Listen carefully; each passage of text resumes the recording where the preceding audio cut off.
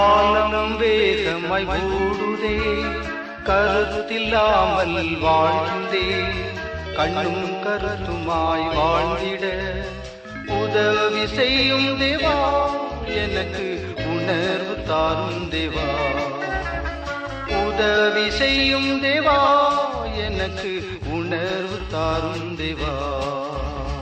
காலம் வேகமாய் ஓடுதே,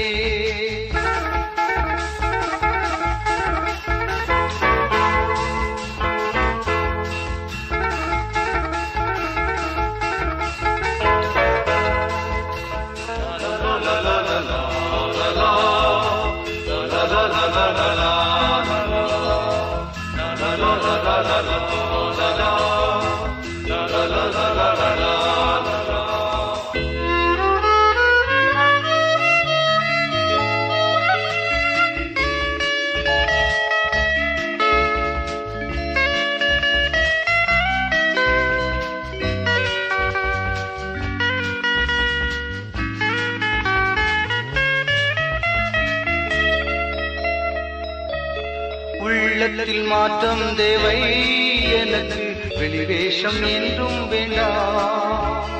உள்ளத்தில் மாற்றம் தேவை, எனக்கு வெளிவேஷம் என்றும் வேண்டாம். மறுரூப வாழ்வை தந்து என்னை உணவானாய் மாற்றிவிடும். மறுரூப வாழ்வை தந்து என்னை உணவானாய் மாற்றிவிடும். காலம் வேகமாய் ஓடுதே,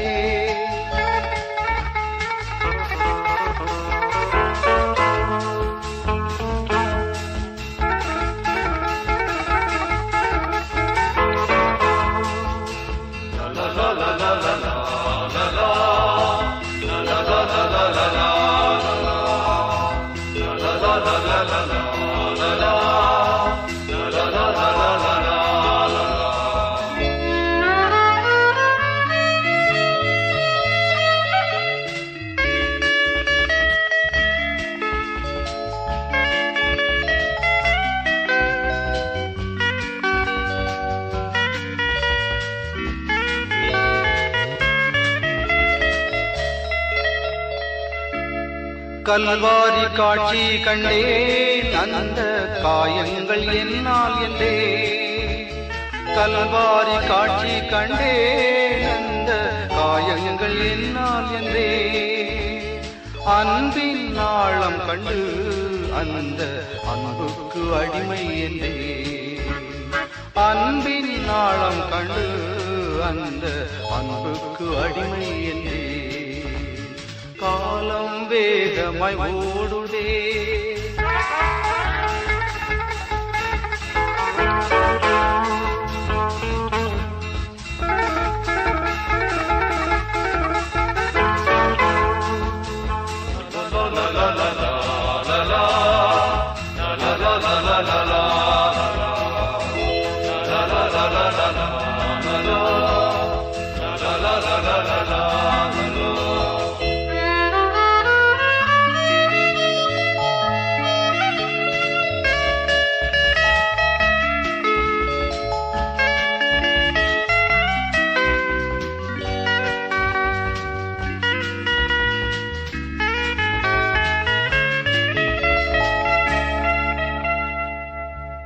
கண்ணீருடன் ஜெபிக்க எனக்கு ஜெபத்தின் ஆவி தாரும். கண்ணீருடன் ஜெபிக்க எனக்கு ஜெபத்தின் ஆவி தாரும். கிருபையின் காலம் இப்போதும் இயேசுவே அருள் கூர்ந்து எம்மை எழுப்பும். கிருபையின் காலம் இப்போதும் இயேசுவே அருள் கூர்ந்து எம்மை எழுப்பும். காலம் வேகமாய் ஓடுதே, கருத்தில்லாமல் வாழ்கின்றே, கண்ணும் கருத்துமாய் வாழ்ந்திட உதவி செய்யும் தேவா, எனக்கு உணர்வு தாரும் தேவா. உதவி செய்யும் தேவா, எனக்கு உணர்வு தாரும் தேவா. காலம் வேகமாய் ஓடுதே. கடவுளின் திருத்திட்டத்தில் ஆண்டுடைய ஊழியத்தை நிறைவேற்ற ஒப்பு கொடுத்திருக்கிற திருச்சபையாய், மிஷனரி இயக்கங்களாய், விசுவாச இல்லங்களாய் கடவுளின் பாதத்தில் அமர்ந்திருந்து தேவனுடைய வார்த்தையை கேட்பதற்காக இந்த பழைய ஏற்பாட்டின் ஆகமங்களை சிந்தித்துக் கொண்டிருக்கிறோம். இப்போது பழைய ஏற்பாட்டின் 3வது ஆகமத்தின், லேவியர் ஆகமத்தின் 2வது சிந்தனையை உங்களோடு கூட பகிர்ந்து கொள்வதற்காக விரும்புகிறோம். லேவியர் ஆகமம் இதற்கு பெயர். இதை புதிய மொழிபெயர்ப்பு, பொது மொழிபெயர்ப்பு லேவியர் என்று மட்டுமே கூறுகிறது. ஆகமம் என்பதே ஒரு பழைய தமிழ். அப்படின்னா என்ற பொருள், இப்படி கடவுளுடைய ஊழியத்தை செய்வதற்கென்று இருந்த லேவியர் என்கிற அந்த இனம் எப்படி இந்த பணி சுமையை அல்லது பணி பொறுப்பை நிறைவேற்றியது என்பதை பற்றி, நிறைவேற்ற வேண்டும் என்பதை பற்றி இந்த சட்டங்கள் கூறுகிறது. அந்த சட்டத்துக்காக இன்றைக்கு நாம் சிந்திப்பதற்காக எடுத்துக்கொண்டிருக்கிற பொருள், அசுத்தம் அகற்றுங்கள். அசுத்தத்தை அகற்றுவதற்காக கடவுள் ஆசரிப்பு கூடாரத்தில் வருகிறார், நம்மை புதுப்பிக்கிறார், கூர்மைப்படுத்துகிறார், வளப்படுத்துகிறார், பாவங்களை மன்னித்து அவருடைய திருத்திட்டத்திற்காக நம்மை வழிபாட்டுக்கு, தொழுகைக்கு, சடங்குகளுக்கு, வழிமுறைகளுக்கு ஆயத்தம் செய்கிறார். மலை உச்சியில் சீனாய் மலையிலே மோசையை கண்டு சந்தித்தது போல, தரிசித்தது போல, இன்றைக்கு அவர் வந்து என்னை இங்கு சந்திப்பதனால என்னை சுத்தப்படுத்துகிறார், கூர்மைப்படுத்துகிறார், வழி நடத்துகிறார். அந்த கிருபையில எப்படி நான் நடைமுறையில் இந்த கிறிஸ்தவ வாழ்வை தூய்மைப்படுத்தி வழி நடத்தி, இந்த வழி நடத்துதலுக்காக பிறரை நற்செய்தி பணிகளை அவருக்கு ஊக்கமான விதத்தில், கடவுளின் திட்டத்தை நிறைவேற்றுகின்ற விதங்களில் ஆண்டவரை சேர, அவர் வழி நடக்க, அவர் வழியில் மனிதர்கள் உருவாக்கப்பட. என் வழியில் நடக்கிறது கடவுளுடைய திட்டமாக இருக்க முடியாது. ஆண்டவர் வைத்திருக்கிற விதங்களில் ஆண்டவரை நேசிப்பதற்கு, அவரை சேவிப்பதற்கு, அத்தனை பரிசுத்தமான அவருடைய மீட்பின் திட்டத்துல பங்கெடுப்பதற்கு ஆண்டவரின் பலி ஆசாரியர்களாய், பலிபீடத்தின் அண்டை நிற்கிற ஜாதியாய், இனமாய் ஆண்டவர் என்னை மாற்றுகிறார், என்னை தகுதிப்படுத்துகிறார். அதைத்தான் 18வது அதிகாரத்திலிருந்து 27வது அதிகாரம் வரைக்கும் அப்படிப்பட்ட வாழ்வு நெறிமுறை இங்கே அவர்களுக்கு சொல்லப்படுகிறது. எப்படி? நடைமுறை சுத்தம், பரிசுத்தம். நிறைய நேரங்களில் நம்முடைய மத சடங்குகள், எத்தனையோ மதங்கள் இருக்கிறது இல்லையா? இந்தியாவில் பிறந்தது, இந்தியாவில் இருந்து உருவாகி உலகெங்கும் சென்றது, இன்னும் பிற எல்லைகளிலிருந்து வந்த மதங்கள் இந்தியாவில் குடியேறி இருக்கிறது. இந்த மதங்கள் சடங்குகளுக்காக சுத்தங்களை சொல்லும், சடங்குகளுக்காக பரிசுத்தம் சொல்லும். டன் டன்னா சந்திரங்களை அரைத்து ஊத்த வேண்டியது இருக்கும், நெய் பால் என்று கொட்ட வேண்டியது இருக்கும். இவைகள் இதற்கு சடங்குகளுக்கு, பலிபீடங்களுக்கு. ஆனா இந்த போதனை எனக்கு நமக்கு போதிக்கிற மிக முக்கியமான விதம் என்னன்னா, நடைமுறையில் பரிசுத்தமாய் வாழ்வதற்காக, அந்த பரிசுத்த நடக்கைக்கு மாதிரியாய் இருப்பதற்காக. சட்டமாக தரப்பட்டதுனால கிரமமாக இருக்கிறது, வரிசை கிரமமாக இருக்கிறது. அனுசரிப்புல குறை இருந்தா, பிழை இருந்தா அது ஏற்கப்படாது, மாறாக தண்டிக்கப்படும் என்று சொல்லப்பட்டிருக்கிறது. ஆஹா, எவ்வளவு மிக முக்கியமான ஒரு போதனை பாருங்க. நடைமுறை பரிசுத்தம் இல்லாதபடி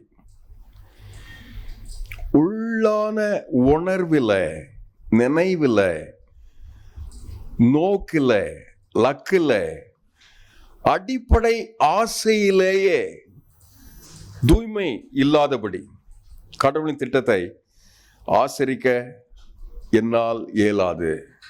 குறை உள்ளவனாக இருப்பேன், குறை உள்ளவளாக இருப்பேன். பிழை உள்ளவனாக இருப்பேன். வார்த்தையில் அல்ல, வாக்கில் மட்டுமல்ல, வார்த்தையில், வாக்கில், வாழ்வில் இவைகள் அருளப்படுகிறது. நல் வாழ்வுக்கான வாழ்க்கை முறை ஆலோசனை என்று இதை சொல்ல வேண்டும். அப்படி சொல்லும்போது 18, 19, 20 அதிகாரங்கள் பொது வாழ்வில் லேவியர் என்று அழைக்கப்படுகிற ஆசாரியராகிய நாம், அந்த ஊழியத்தை செய்க அழைக்கப்பட்ட ஆபிரகாமின் சந்ததியாக இருக்கிற நாம், தனிப்பட்ட வாழ்வில் திறந்த புத்தகமாய், பரிசுத்தமாய், கடவுள் பார்க்கிற விதமாக மனிதர்கள் நம்மை பார்ப்பதில்லை. மனிதர்கள் நம்மை பார்க்கும்போது கடவுள் தந்த அந்த எளிய விதங்களில் தூய்மையான ஒரு வாழ்வுக்கு ஒப்பு கொடுத்திருக்கிற அந்த நிலையில் என்னை பார்த்தா. பரிசுத்தம் என்று சொல்லுகின்ற வேத போதனை வேறு பிரிக்கப்பட்டது என்று நமக்கு தெரியும் இல்லை? அதுதான் அடிப்படையான போதனை. ஆடை சுத்தம் உண்மைதான், அது சட்டம் சொல்லுகிறது.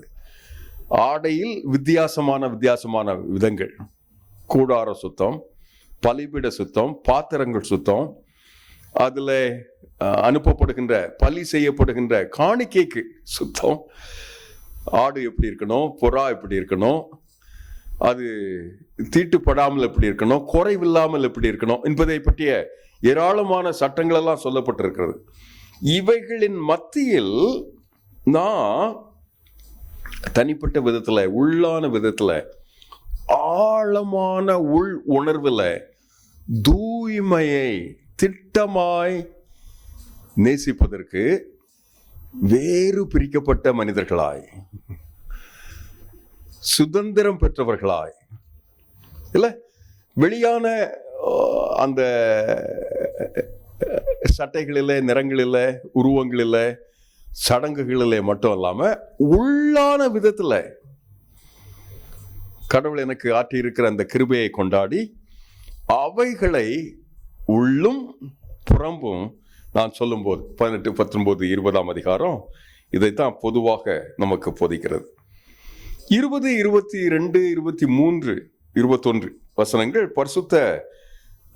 பரிசுத்த நடக்கையும் லேவியர் என்கிற அந்த ஆசாரிய இனமும், நாம் ஆண்டவருடைய ஊழியத்தை செய்ய போகிறோமே அவர்கள், நாமும் நம்முடைய பண்டிகைகளும் எப்படி இருக்க வேண்டும், நம்முடைய கொண்டாட்டங்கள் எப்படி இருக்க வேண்டும். நார்வேயிலிருந்து என்னுடைய நண்பர் ஒருவர் நம்முடைய பண்டிகை காலங்களில் நம்முடைய பட்டணத்துக்கு வந்தார். அவரை நான் இந்த சபைக்கு எடுத்துட்டு போட்டுமா, அங்கே நம்ம ஆண்டவரை ஆராதிப்போமா என்று சொன்னேன். அங்கே எனக்கு ஒரு சின்ன பங்கு இருந்தது, அதனால அந்த சபைக்கு போனேன். முழுவதும் என்னோட கூட இருந்து கவனித்தார்.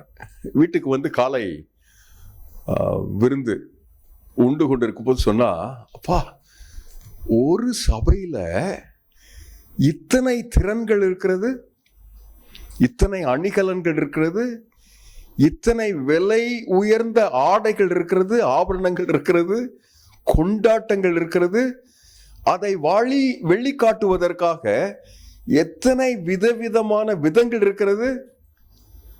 3-4 மணி நேரத்தில் நான் தலையே எனக்கு சுற்றிட்டு, ஒரு திருச்சபைக்கு அதில் வந்த ஆண்டோடைய பிள்ளைகளுக்கு இத்தனை நிறைவான கிருபைகள் நமக்கு இருக்கிறது என்று சொன்னார். அதான் உண்மை. அப்படிப்பட்ட நிறைந்த கிருபைகளை பெற்றுக்கொண்ட சபை பண்டிகைகளை எப்படி கொண்டாடணும்? ஆமோஸ் தன்னுடைய தீர்க்க தரிசன புத்தகத்தில் சொல்லும் போது, உன் பண்டிகை எனக்கு வெறுப்பு என்று சொல்லுவார், கசப்பு என்று சொல்லுவார், வெறுக்கிறேன் என்று சொல்லுவார். இல்ல, சில நேரங்களில் பண்டிகைகள் கடவுளின் திட்டத்துல பரிசுத்தத்துக்காக அல்லாம அகங்காரத்திற்காக, ஆக்ரோஷத்துக்காக, தன்னுடைய திட்டங்களுக்காக, திறமைகளுக்காக, தம்முடைய திறன்களுக்காக ஒரு எக்ஸிபிஷனா, ஒரு காட்சி பொருளாக அமையும் என்றால் எப்படி இருக்கும்? இந்த வேதவசனம் கூறுகிறது, லேவியராகிய நீங்கள் இந்த ஊழியத்தை இந்த உலகத்திற்கு, இந்த தலைமுறைக்கு நீங்கள் செய்யும்போது பண்டிகைகளை எப்படி கையாள வேண்டும்? வேறு பிரிக்கப்பட்ட மனிதர்களாய், கொள்கைகளில், தத்துவங்களில், போதனைகளில், ஆழமான ஆண்டவரின் உண்மைகளில் அதை சொல்லுவதற்காக, அதை செய்வதற்காக, அதை கூர்மைப்படுத்துவதற்காக, அதில் ஒரு உடைவை மனிதர்கள் பார்ப்பதற்காக விட்டு கொடுக்க, உடைவுபட்டு நிற்க, உடைந்த மனிதர்களாய் கண்ணில் ஒரு கலக்கத்தோடு ஒப்பு கொடுத்தலோடு வாழும்போது கடவுள் அந்த கிருபையை, பண்டிகையை அங்கீகரிக்கிறார், கொண்டாட்டத்தை அங்கீகரிக்கிறார். 24வது அதிகாரம் தொடர்ந்து இருக்கிற அந்த அதிகாரத்தின் முழு வரைக்கும் பரிசுத்தத்தையும் காக்கணும். பரிசுத்தத்தை காக்கிற அந்த தேசம் புண்ணிய பூமியாக விளங்கணும். நம்முடைய நாடு அநேக நேரங்களில் ஆதிக்கத்தின் எல்லையாக இருக்கிறது, இருளின் எல்லையாக இருக்கிறது, ரத்தம் சிந்துதலின் எல்லைகளாக இருக்கிறது. இல்லை, தன்னுடைய ஒரு சொந்த தத்துவத்துக்காக கொண்டு குவிக்கிற மதங்கள், மத உணர்வுகள், அதற்காக எத்தனை ரத்தம் சிந்தினாலும் பாவம் இல்லை, பழி இல்லை, அது பலி என்று நினைக்கிற ஒரு எண்ணங்களில் மனிதர்கள் வாழ்ந்து கொண்டிருக்கும் போது அந்த தேசத்தில் ஒப்பு கொடுத்தலோடு, உடைவோடு, உள்ளான பரிசுத்தத்தோடு, வேறு பிரிக்கப்பட்ட எண்ணங்களோடு கடவுளுக்கு சேவை செய்வதற்காக, மீட்பின் திட்டத்திற்காக சபையின் அங்கமாகிய நம்மை, குடும்பத்தை, தனிநபரை, விசுவாசிகளை சபையின் கடவுளின் திட்டத்தை நிறைவேற்றுகின்ற இயக்கங்களாக ஆண்டவர் வாழ்வதற்கு நம்மை அழைக்கிறார். பரிசுத்தத்தின் தொடர்ச்சி லேவியராகமத்தின் 2ஆம் பகுதி. பரிசுத்தத்தை பலியிட பண்ணுவதற்காக ஆசரிப்பு கூடாரம் ஆண்டவர் இந்த இதயத்தில், இந்த இல்லத்தில், நாம் வாழும் இடங்களில் 2 பேர் 3 பேர் எப்போது கூடி வந்து அவரை கொண்டாடுவதற்கு கீழ்ப்படிவோமோ அன்று அவர்கள் மத்தியிலே இருக்கிறது. அதன் விளைவாக உண்மையான வேறு பிரித்த ஒரு அனுபவத்தை ஆண்டவர் எனக்கு தருகிறார். அதுதான் விளைவு.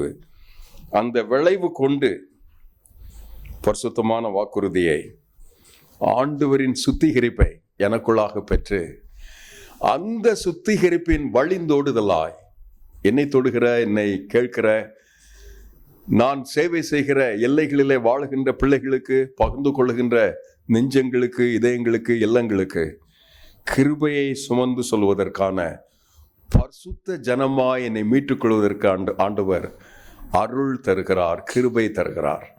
எத்தனை அழகான ஒரு கிருபை ஆண்டவர் தருகிறார். அந்த பரிசுத்த ஜனமாய்,